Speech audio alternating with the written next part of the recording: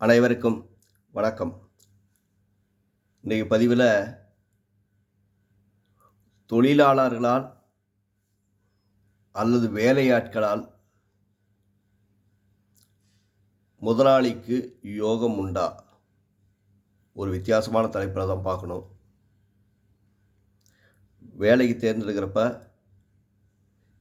ஒரு குறிப்பிட்ட நபர் நம்மகிட்ட வேலைக்கு வந்ததுக்கப்புறம் நமக்கு அதிர்ஷ்டங்கள், வேலை வாய்ப்புகள் அதிகம், நிறைய செல்வங்கள் சேருது, நிறைய ஆர்டர் வருது, இப்படி பல விஷயத்த ஒரு முதலாளி சொல்லி நம்ம கேள்விப்படுறது உண்டு. அப்போ குறிப்பிட்ட தொழிலாளியை மட்டும் அவர் சொல்லுவாங்க.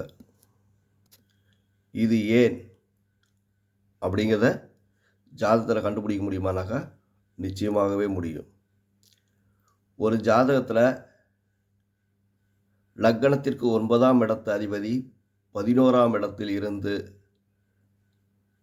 லக்னத்துக்கு 9ஆம் இடத்து அதிபதி 11ஆம் இடத்தில் இருந்து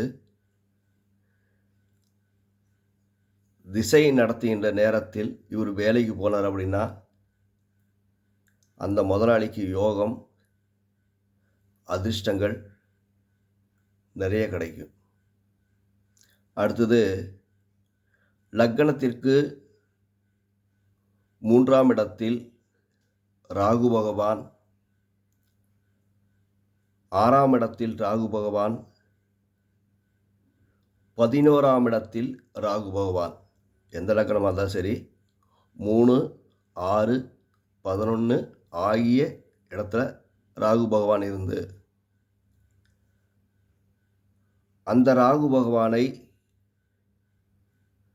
கோச்சார குரு பகவான், நல்லா பாருங்க, கோச்சார குரு பகவானோ அல்லது 9ஆம் அதிபதியோ அந்த ராகு பகவானை பார்வை செய்யும் காலத்தில் அவர் நம்மகிட்ட வேலைக்கு வந்தார் அப்படின்னாக்கா நமக்கு அதிர்ஷ்டங்களை அள்ளித் தருபவராக இருப்பார். அடுத்தது சனி பகவானின் நீச்சமான நட்சத்திரமாகிய பரணி நட்சத்திரத்தில் பிறந்தவர்கள் நம்மகிட்ட வேலைக்கு வந்தாங்க அப்படின்னாக்கா வாழ்நாள் முழுவதும் நம்ம செய்யக்கூடிய தொழிலில் பயணம் செய்யக்கூடியவராக இருப்பாங்க. ஆனால் அவளை நம்பி எவ்வளோ பொறுப்பு ஒப்படைச்சாலும் ஏமாற்றக்கூடிய தன்மையோ, திருடக்கூடிய தன்மையோ, பொய் பேசும் அப்படிங்கிற எண்ணமோ இந்த பரணி நட்சத்திரத்தில் பிறந்தவர்களுக்கு கண்டிப்பாக வராது.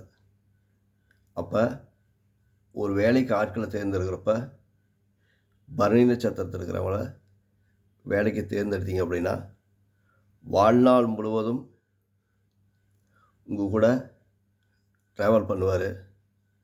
அவராலையும் உங்களுக்கு யோகங்கள் உண்டு. நம்ம வீடியோ முதல் முறையாக பார்க்குறோம், அந்த லைக் பண்ணுங்கள், ஷேர் பண்ணுங்கள், மறக்காமல் சப்ஸ்கிரைப் பண்ணுங்கள். நன்றி, வணக்கம்.